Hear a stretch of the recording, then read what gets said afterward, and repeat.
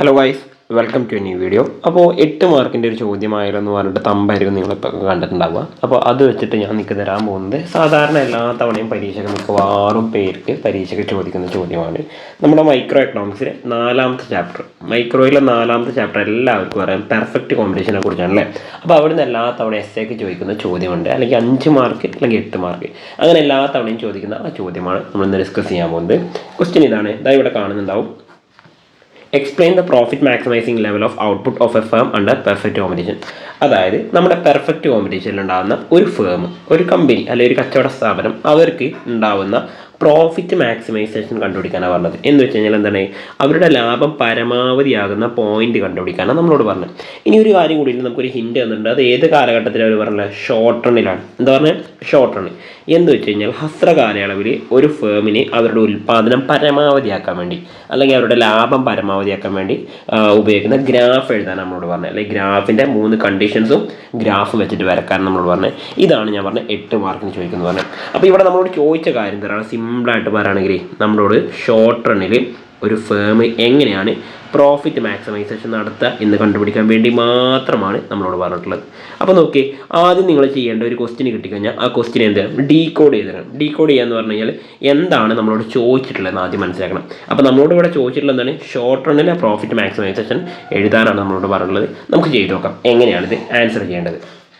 അപ്പോൾ ആദ്യമായിട്ട് നിങ്ങൾ മനസ്സിലാക്കേണ്ട കാര്യം, ഷോർട്ട് റണ്ണിലാണെങ്കിൽ, ഷോർട്ട് റൺ എന്ന് പറയുമ്പോൾ നമുക്കറിയാം ഹ്രസ്വ കാലയളവാണല്ലേ. അഥവാ ഷോർട്ട് റൺ എന്ന് പറയുമ്പോൾ നമുക്കറിയാം എന്താണ്? ഹ്രസ്വ കാലയളവ്. ഓക്കെ, ഹ്രസ്വ കാലയളവാണ്. ആ കാലയളവിലുള്ള ഉൽപ്പാദനമാണ് നമ്മൾ നോക്കുന്നത്.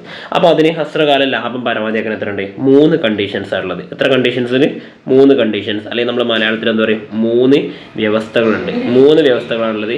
ആ 3 വ്യവസ്ഥകൾ എങ്ങനെയൊക്കെയാണെന്നുള്ളത് നമുക്ക് നോക്കാം. അതിൽ ഒന്നാമത്തെ വ്യവസ്ഥയാണ് നമ്മൾ പറയുന്നത് MC അഥവാ മാർജിനൽ കോസ്റ്റ്. MC കട്ട്, അല്ലെങ്കിൽ നമ്മൾ പറയും MC should be equal to MR curve. Okay, MR കർവിന് തുല്യമായിരിക്കണം എന്ന് പറഞ്ഞത്. മലയാളത്തിലാകുമ്പോൾ എന്താ പറയുക? യെസ്, ഇവിടെ ഒന്നാമത്തെ കണ്ടീഷൻ എഴുതിയിട്ടുണ്ട്, MC വക്രം MR വക്രത്തിന് തുല്യമാണെന്ന് പറഞ്ഞു.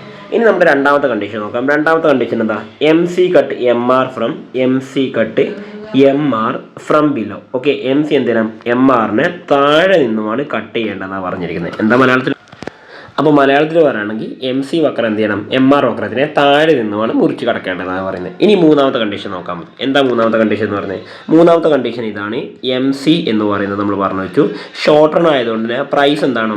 ഒന്നുകിൽ ആവറേജ് വേരിയബിൾ കോസ്റ്റിന് തുല്യമോ, അല്ലെങ്കിൽ എന്താവണം? പ്രൈസ് എന്ന് പറഞ്ഞാൽ ആവറേജ് വേരിയബിൾ കോസ്റ്റിനേക്കാൾ കൂടുതലായിരിക്കണം എന്നാണ് പറഞ്ഞത്. ഒന്നുകിൽ എന്താണ്? തുല്യമാണ്, അല്ലെങ്കിൽ അതിനേക്കാൾ കൂടുതലായിരിക്കണം എന്നാണ് പറയുന്നത്. അപ്പോൾ ഈ 3 കണ്ടീഷൻസ് മാത്രമാണ് നമ്മൾ ആദ്യം എഴുതി വെക്കേണ്ടത്. ഇനി നമ്മൾ ചെയ്യേണ്ട കാര്യം, ഇതിൻ്റെ ഗ്രാഫ് വരക്കാണ് വേണ്ടത്. ഗ്രാഫ് വരക്കാൻ നമ്മൾ എപ്പോഴും ചെയ്യുന്ന പോലെ X ആക്സും Y ആക്സും വെച്ച് നമ്മളിത് വരക്കുന്നു. എന്നിട്ട് നമ്മൾ എന്താ ചെയ്യുന്നത്? നെക്സ്റ്റ് നമ്മൾ ചേർക്കുന്ന കാര്യം, ഇതിൻ്റെ പ്രൈസ് ലൈൻ നമ്മൾ മാർക്ക് ചെയ്യാണ് ചെയ്യുന്നത്. നമുക്കതിൻ്റെ പേര് കൊടുക്കാം. P = AR = MR = demand. നമുക്കറിയാം അതങ്ങനെയാണ് ഷോർട്ട് റണ്ണിൽ വരാറുള്ളത്, നമുക്കറിയാം. ഇനി X ആക്സിസ് നമ്മൾ എന്ത് ചെയ്യുന്നു? ക്വാണ്ടിറ്റീന്ന് മാർക്ക് ചെയ്യുന്നു. Y ആക്സിസ് നമ്മൾ എന്ത് ചെയ്യുന്നു? പ്രൈസ് മാർക്ക് ചെയ്യുന്നു. കോസ്റ്റ് മാർക്ക് ചെയ്യുന്നു. റവന്യൂ നമ്മൾ എന്ത് ചെയ്യുന്നു? അവിടെ മാർക്ക് ചെയ്തെടുക്കുന്നു. ഇനി നമുക്ക് എന്ത് ചെയ്യാം? പ്രൈസ് ലൈൻ നമ്മളിവിടെ P എന്ന് പേര് കൊടുത്തു. ഓക്കെ, ഇനി നമ്മൾ മാർക്ക് ചെയ്യാൻ പോകുന്ന അടുത്ത നമ്മുടെ ഈ പറഞ്ഞ MC കർവാണ് കേട്ടോ. ഞാനിവിടെ നമ്മുടെ MC കർവ് വരച്ചു. എപ്പോഴും വരക്കുന്ന പോലെ MC കർവ് വരച്ചിട്ടുണ്ട്. മാർജിനൽ കോസ്റ്റ് കർവ് നമ്മളിവിടെ അടയാളപ്പെടുത്തി. ഓക്കെ, ഇനി അതിനുശേഷം നമുക്കറിയാം നമ്മുടെ കണ്ടീഷൻ പ്രകാരം നമുക്ക് എന്താ വേണ്ടത്? പ്രൈസ് ഗ്രേറ്റർ ദാൻ ABC എന്നതോ, അല്ലെങ്കിൽ നമ്മൾ എന്ത് ചെയ്യണം? പ്രൈസ് ഈക്വൽ ടു ABC എന്നതോ ആക്കി മാറ്റണം എന്ന് പറയുന്നത്. ഞാനിവിടെ നിങ്ങളോട് എൻ്റെ ഒരു അഡ്വൈസ് ഞാൻ നിങ്ങൾക്ക് തരാണ്. പ്രൈസ് ഈക്വൽ ടു ABC നമ്മൾ സാധാരണ ചെയ്യാറുള്ളത് ഷട്ട് ഡൗൺ പോയിന്റ് കാണിക്കാൻ വേണ്ടി ചെയ്യുന്നതാണ് അല്ലേ. അപ്പോൾ നിങ്ങൾ ഷട്ട് ഡൗൺ പോയിന്റ് കാണിക്കാൻ വേണ്ടി ചെയ്യുന്ന ഈ ഒരു ഭാഗം പഠിച്ചു കഴിഞ്ഞാൽ കൺഫ്യൂഷൻ വരാൻ ചാൻസ് ഉള്ളതുകൊണ്ട് നിങ്ങൾ ഇത് പഠിച്ചുകൊണ്ട് പ്രൈസ് ഗ്രേറ്റർ ദാൻ ABC എന്ന് പറഞ്ഞൊരു കോൺസെപ്റ്റ് പഠിക്കുക. എന്നിട്ട് നമുക്ക് ഈ ഗ്രാഫ് ഒന്ന് വരച്ച് നോക്കാം എങ്ങനെ ഇത് ചെയ്യാന്നുള്ളത്. അപ്പോൾ ഞാനിവിടെ നമ്മുടെ ABC കർവ് വരക്കാൻ പോലെ നോക്കിക്കൊള്ളൂ. ABC കർവ് പ്രൈസിനേക്കാൾ കുറവാണെന്നാണ് അതിൻ്റെ അർത്ഥം അല്ലേ. അപ്പോൾ ഞാനിവിടെ അത് ചേർക്കുന്നുണ്ട്. നമ്മുടെ പ്രൈസ് എന്ന് പറയുന്നതാണ് ABC കർവിനേക്കാൾ കൂടുതലാണ്. അപ്പോൾ നിങ്ങൾക്ക് നോക്കിയാൽ മനസ്സിലാവും, MC കർവ് ടച്ച് ചെയ്യുന്ന ഈ പോയിന്റിലാണ് നമ്മൾ സാധാരണ ഇക്വിലിബ്രിയം മാർക്ക് ചെയ്യാറില്ലേ. നിങ്ങളൊന്നും നോക്കണ്ട, അവിടെ നേരെ താഴത്തേക്ക് ഡോട്ട് ഇട്ടിട്ട് എന്ത് ചെയ്യുക? ലൈന് വരക്കുക. എന്നിട്ട് അവിടെ ക്വാണ്ടിറ്റി, ഇക്വിലിബ്രിയം ക്വാണ്ടിറ്റിക്ക് Q എന്ന് പേര് കൊടുക്കുക. ഇനി നിങ്ങൾ ശ്രദ്ധിക്കേണ്ട കാര്യം, ഇവിടെ ABC കർവിൽ ടച്ച് ചെയ്യുന്ന ഒരു പോയിന്റ് നിങ്ങൾക്ക് ഇവിടെ കാണാൻ പറ്റുന്നുണ്ടാവും. കണ്ടല്ലോ, ഈ പറയുന്ന ഭാഗമാണ് നിങ്ങളവിടെ ശ്രദ്ധിക്കേണ്ടത്. നിങ്ങളൊരു കാര്യം ശ്രദ്ധിച്ചാൽ മനസ്സിലാവും, ആ ഫേമിന് യഥാർത്ഥത്തിൽ അവർക്ക് എത്രയാണ് ഒരു ദിവസം വരുന്ന ചിലവ് എന്ന് പറഞ്ഞു കഴിഞ്ഞാൽ ഞാനിപ്പോൾ മാർക്ക് ചെയ്യുന്നത് ഈ ഭാഗത്ത് മാത്രമേ അവർക്ക് യഥാർത്ഥത്തിൽ ചിലവ് വരുന്നുള്ളൂ. ഇത്രയും ഭാഗമേ ചിലവ് വരുന്നുള്ളൂ. ബാക്കി മുഴുവൻ വരുന്നത് ഇത്രയും ഭാഗം എന്താണ് ഞാനിവിടെ റെഡിൽ മാർക്ക് ചെയ്യുന്നത്, ഇത്രയും ഭാഗം അവർക്ക് കിട്ടുന്ന പ്രോഫിറ്റാണ്. അപ്പോൾ ഇതിൽ നമുക്ക് എന്ത് മനസ്സിലാക്കാം, ഒരു ഷോർട്ട് റണ്ണിൽ ആ ഫേമിന് കിട്ടുന്ന വരുമാനമാണ് നമ്മളിവിടെ കൊടുത്തിട്ടുള്ളതെന്ന് മനസ്സിലാക്കാം. ഓക്കെ ആണല്ലോ. പക്ഷെ നിങ്ങൾ അതൊന്നും മാർക്ക് ചെയ്യണമെന്നില്ല. നിങ്ങൾ ജസ്റ്റ് എന്ത് ചെയ്താൽ മതി, ഈ രീതിയിൽ മാത്രം ഒന്ന് മാർക്ക് ചെയ്ത് വെച്ചാൽ മതി, ബാക്കിയൊന്നും നിങ്ങൾ ചെയ്യണമെന്നില്ല. ഓക്കെ, ഇനി നിങ്ങൾ ഇതിൻ്റെ എക്സ്പ്ലനേഷൻ എഴുതാണ് വേണ്ടത്. എക്സ്പ്ലനേഷൻ എന്ന് പറഞ്ഞാൽ ഗ്രാഫിൽ കൊടുത്തിരിക്കുന്ന ഓരോ കാര്യങ്ങളും എക്സ് ആക്സിൽ നമ്മൾ എന്ത് ചെയ്യുന്നു, ക്വാണ്ടിറ്റിയാണ് കാണിച്ചിരിക്കുന്നത്. വൈ ആക്സിൽ നമ്മൾ പ്രൈസ്, കോസ്റ്റ്, റവന്യൂ ആണ് കാണിച്ചിരിക്കുന്നത്. പി എന്ന് പറഞ്ഞു കഴിഞ്ഞാൽ ഇക്വിലിബ്രിയം പ്രൈസ് ആണ്. ക്യൂ എന്ന് പറഞ്ഞു കഴിഞ്ഞാൽ ഇക്വിലിബ്രിയം ക്വാണ്ടിറ്റിയാണ്. ഇ എന്ന് പറഞ്ഞാൽ ഇക്വിലിബ്രിയം പോയിന്റ് ആണ്. ആ സമയത്ത് എം സി എന്ന് പറയുന്നത് എന്താണ്, എം ആറിന് തുല്യമായിട്ടാണ് വരുന്നത്. ഇങ്ങനെയുള്ള കുറച്ച് കാര്യങ്ങൾ എഴുതി വെക്കാനാണ് നിങ്ങൾ അവിടെ ശ്രമിക്കേണ്ടത്. അപ്പോൾ അതിൽ എഴുതി വെക്കേണ്ട കാര്യങ്ങൾ ഞാൻ പറഞ്ഞുതരാം. എഴുതി വെക്കേണ്ട കാര്യങ്ങൾ നമ്മുടെ കണ്ടീഷൻസ് ഓരോന്നും എഴുതിക്കാം. അതായത് അറ്റ് ഇ എന്ന് പറഞ്ഞിട്ട് നിങ്ങൾക്ക് ഇവിടെ എഴുതിക്കാം. അറ്റ് ഇ എന്ന് പറഞ്ഞ പോയിന്റിൽ എന്താണ്, M C equal to M R ആണ്.